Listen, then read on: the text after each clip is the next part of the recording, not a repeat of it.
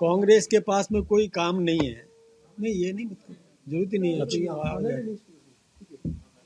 इसलिए कांग्रेस के लोग वीबी जी राम जी पर भी और अनर्गल बयानबाजी कर रहे हैं। अनर्गल बयानबाजी नहीं करना चाहिए। हमने उनसे कई बार कहा कि कोई कमी हो तो हमें बताएं। अब इसमें कमी कुछ भी नहीं है। हमने रोजगार का समय बढ़ाया, 100 दिन से 125 दिन किए, सब जग जाहिर है, ये सब लोग जानते भी हैं। हमने इसका भुगतान समय पर करवाने की गारंटी दी, ये भी सभी लोग जानते हैं और गारंटी है हमारी। हमने काम, जो कोई भी काम होगा उसकी परिसंपत्तियां निर्माण होगी, फालतू के काम नहीं होंगे। काम वही होगा जो पंचायत तय करती है। जरूरतमंद काम यानी उस इलाके की आवश्यकता मांग के अनुरूप काम तय होगा और वो काम पूरा होगा, इसकी भी गारंटी है। पूरा होने तक वहाँ पर काम करते रहेंगे। हमने ये भी तय किया कि विशेष रूप से पहाड़ी इलाकों में वहाँ पर परिसंपत्तियाँ निर्माण होनी चाहिए, तो हमने वहाँ पर 150 दिन करने का काम किया। यानी उन इलाकों में भी जहाँ पर अभी तक विकास अवरुद्ध रहा है, इतना विकास हो नहीं पाया, उन इलाकों में भी हम विकास करने के लिए कृत संकल्प है और उन इलाकों में हम काम करवाना चाहते हैं। उसके लिए समय सीमा भी हमने बढ़ा दी। हमने भुगतान की गारंटी दी कि समय पर भुगतान भी होगा, 1 पखवाड़े के अंदर पेमेंट किया जाएगा। नहीं करने पर पेनल्टी लगेगी और ब्याज समेत यानी दंड भुगतते हुए भी उनका जो दंड की राशि भी उसको मिलेगी, किसको? मजदूर को मिलेगी। ये भी हमने तय किया। हमने भ्रष्टाचार को समाप्त करने का काम किया है ना, किसी भी प्रकार का भ्रष्टाचार नहीं हो सकेगा।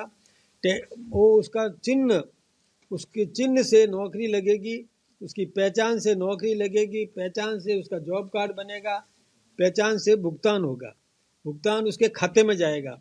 जब हमने ये तय किया, पहले कांग्रेस के समय में जॉब कार्ड बनते थे, सेठों के भी बन जाते थे।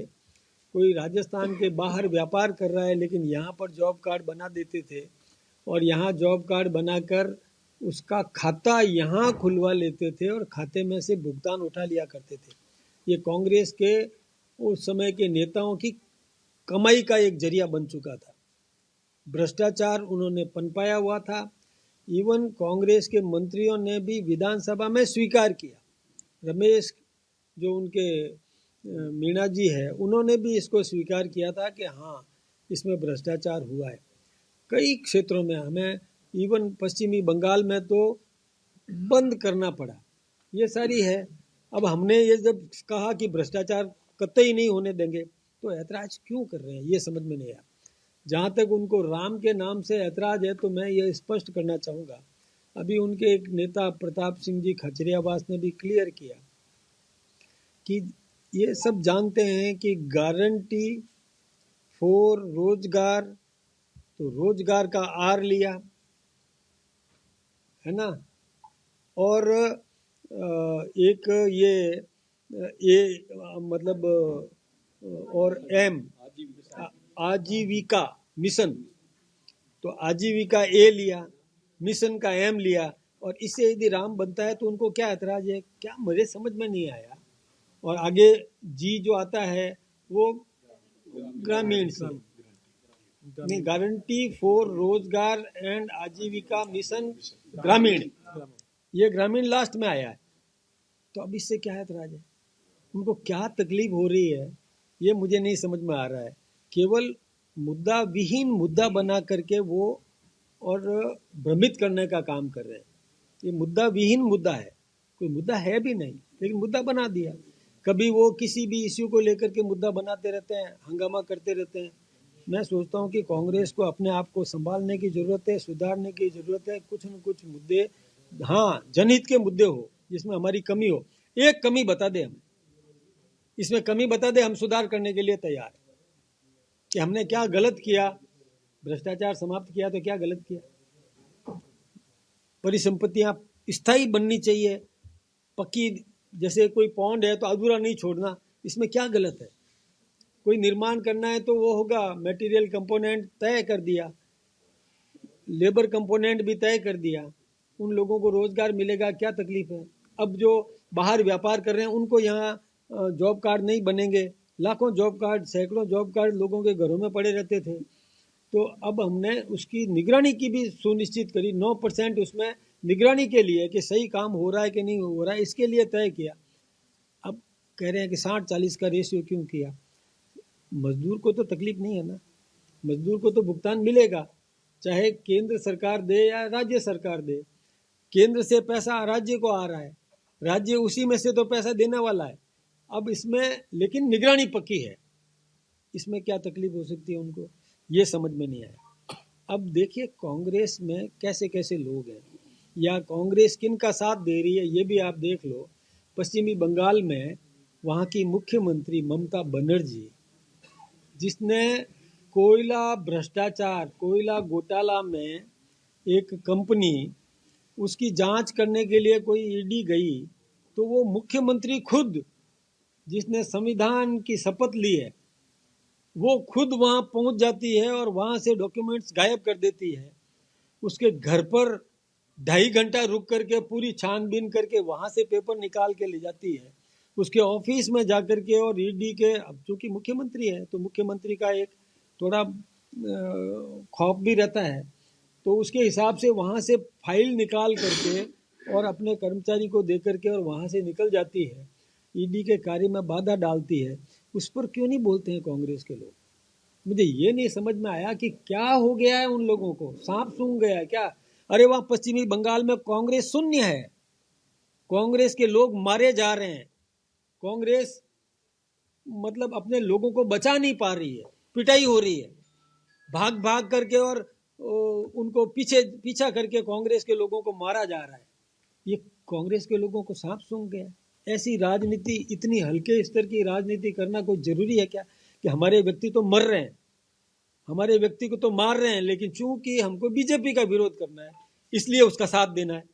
यानी क्या हो गया है कांग्रेस को, यानी नेतृत्व क्या हो गया, कोई सोच नहीं है, सोच नाम की कोई मतलब समझ भी नहीं कि वहां क्यों साथ दे रहे हैं, क्यों भ्रष्टाचारियों को साथ देने का काम कर रहे हैं, क्यों अराष्ट्रीय गतिविधियों को पनपाने का काम कर रहे हैं।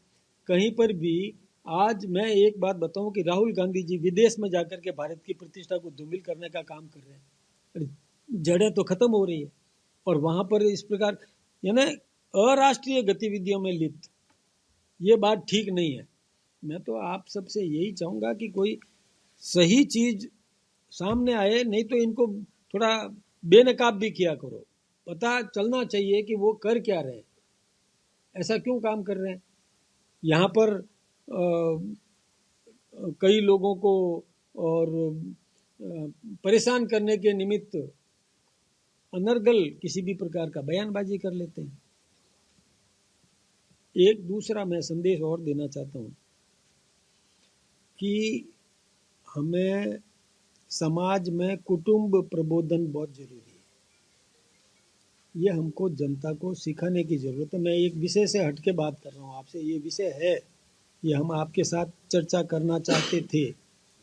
परिवार में कुटुंब प्रबोधन बहुत जरूरी है, परिवार के लोग साथ बैठें, वातावरण शांत रखें। नहीं तो आजकल समाचार पत्रों में जो हमें पढ़ने को मिलता है कि छोटे से इश्यू पर माँ अपने बेटों की हत्या कर देती है और खुद भी जहर खा करके और अपना ये लीला समाप्त कर देती है।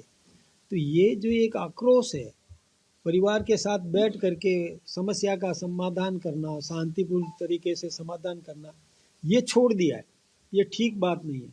गाड़ी में ओवरटेकिंग को लेकर के और उलझ जाते हैं, झगड़ा कर देते हैं। कहीं पर कोई क्लास के अंदर बच्चे और एक दूसरे पर चाकू से वार कर देते हैं। क्रोध इतना बढ़ गया कि कोई आत्महत्या कर लेता है। तो इसके लिए मैं ये जनता से आह्वान करना चाहता हूँ कि कृपा करके परिवार के साथ बैठो, 10 दिन में 15 दिन में एक बार साथ में बैठ करके भोजन करो, एक दूसरे की समस्या का समाधान करने का काम करो, आवेश को कम करो। ये जो मीडिया मतलब ये जो मोबाइल में जो ये आते हैं इनसे थोड़ा दूरी बनाने के काम करो। उसमें से परिवार के लोगों को, बच्चों को, नई पीढ़ी के लोगों को समझाने की कोशिश करो ताकि ये सब अपराध नहीं हो। अपराधी है ये, आत्महत्या भी अपराध है, अपने बच्चों को मार देना अपराध है, खुद मर जाना अपराध है। कोई भी ऐसा कृत्य आवेश, तुरंत आवेश आ जाता है, हर छोटी छोटी बात पर गुस्सा आ जाता है, ये गुस्सा की प्रवृत्ति घातक है। तत्काल इमीडिएट रिएक्शन देना भी घातक है। शांति से 2 मिनट सोचने के बाद बोलेगा तो संयमित व्यवहार करेगा, संयमित शब्दावली का उपयोग होगा। नाराजगी प्रकट करने का भी एक अपना अपना तरीका है। तो ये बहुत जरूरी है, आज की आवश्यकता है कि हम किस दिशा में बढ़ते जा रहे हैं। हम अभी एआई की दिशा में जा रहे हैं, तो एआई में भी क्या होगा, ये सब चीज़ें समझने की ज़रूरत है। हमें कंट्रोल करना कि उसका सदुपयोग कैसे हो सकता है, उसका दुरुपयोग रोकना चाहिए। और दुरुपयोग रोकने के लिए कुटुंब प्रबोधन बहुत आवश्यक है। इस विषय पर मैं विशेष रूप से ये निवेदन मैं आपसे करना चाहूँगा। वैसे एक ही दूसरा कि कुछ चुनाव से पहले कांग्रेस के नेता आपके साथ जुड़े थे। अरे क्या ऐसी बातें करते हो। मैं एक बात आपसे बताऊं, उस बात में कोई सच्चाई नहीं है, ना हमारे पास इसकी कोई सूचना है, केवल समाचार पत्रों में पढ़ा है। और उस पर हम जब हमारी भी आपस में चर्चा भी हुई है, कोई ऐसी बात है भी नहीं। मालवीय के साथ बैठने का विषय कर रहे थे, वो निरंतर एक बात कह रहे हैं कि भाजपा में मेरा दम घुट रहा है, तो क्या परिवार में आपसे कहा, आपसे कहा हमारे यहाँ देखिए, एक बात मैं और बताता हूँ आपको, न तो हमसे कहा, मेरी नियमित रूप से मैं संपर्क में भी हूँ, मेरी बातचीत भी हुई है, बातचीत भी होती रहती है, ऐसी कोई बात नहीं है। और यूं वैसे कोई मान लो छोटी मोटी होती रहती है तो हम आपस में परिवार के बाद, परिवार कुटुंब प्रबोधन हमारा है, हम समझ लेंगे, सलट लेंगे।